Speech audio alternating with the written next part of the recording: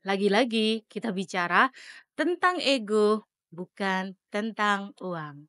Salah satu case bisnis keluarga yang saya hadapin sendiri itu, yang pernah saya ceritakan di video sebelumnya, yaitu sebuah bisnis keluarga yang usianya sudah lebih dari 40 tahun. Kalau tidak salah itu sekitar 65 tahun. Dan bisnis keluarga ini sudah masuk ke generasi kedua yang memimpinnya.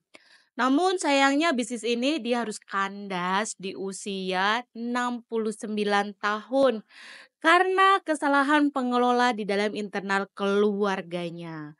Kalau dilihat dari luar ya, bisnis ini tuh sebenarnya omsetnya wow gila banget. Karena omsetnya sudah sampai puluhan miliar setiap bulannya, bahkan menembus di angka 50 miliar. Dan bisnis utamanya ini adalah trading atau sebagai istilahnya distributor ya. Distributor dan perantara, jadi dia membeli barang dari suatu tempat, lalu dia ambil, dia simpan di gudangnya dan dia distribusikan lagi ke tempat yang lainnya. Tapi ternyata itu omset yang lebih dari 50 miliar itu nggak signifikan dengan jumlah laba yang didapatkan.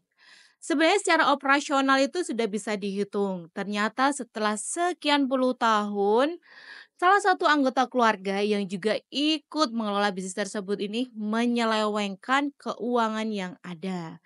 Dan akhirnya ini membuat keuangan perusahaan ini tidak sehat selama bertahun-tahun. Kebijakan pengeluaran uang yang tidak dikomunikasikan, terus asal menggunakan uang, dia menerapkan SOP yang jelas untuk anggota tim yang lainnya, tapi bagi dirinya sendiri tidak berlaku. Sehingga ketika dilakukan audit keuangan ternyata banyak sekali kerugian yang muncul. Akhirnya yang namanya bisnis pasti harus tetap berjalan kan? Dia harus tetap menutupi semua kerugiannya. Saat itu yang saya sarankan adalah kayaknya bisnisnya ditutup aja. Karena tidak ada sinkronisasi atau kesepakatan di antara anggota keluarganya. Yang ada mereka malah saling menuduh, saling menyalahkan. Karena selama ini sudah terbiasa enak setiap bulan dapat sharing profit, tapi tanpa tahu apa yang terjadi di dalamnya dan juga tidak terlibat secara langsung. Akhirnya kalian yang sebagai anggota keluarga, mungkin sebagai anggota keluarga paling senior itu kan pasti ada perasaan bertanggung jawab terhadap anggota-anggota keluarga yang lainnya. Tapi ternyata terlalu bertanggung jawab ini juga nggak baik ya. Anggota-anggota keluarga kita yang lainnya dia jadi santai-santai dan manja dengan adanya diri kita.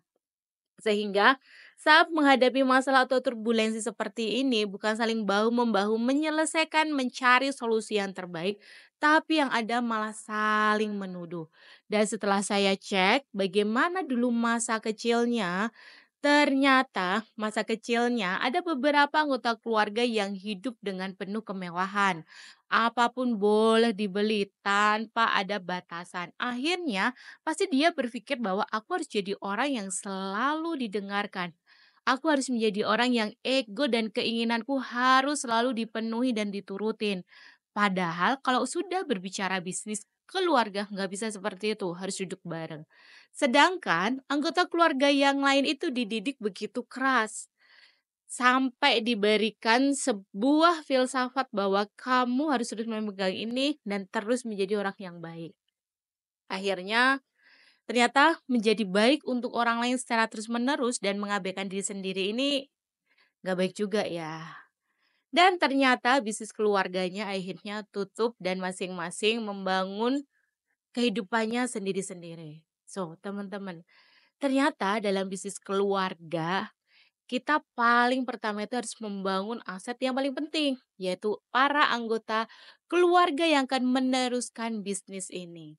Kalau mereka tidak kita bentuk, value-nya nggak sama dengan kita founder, tentu ketika bisnis ini dipegang sama mereka, bukan semakin berkembang, tapi semakin mundur lagi. Jadi sekali lagi, bisa jadi bisnis kalian gagal itu bukan hanya masalah marketingnya saja.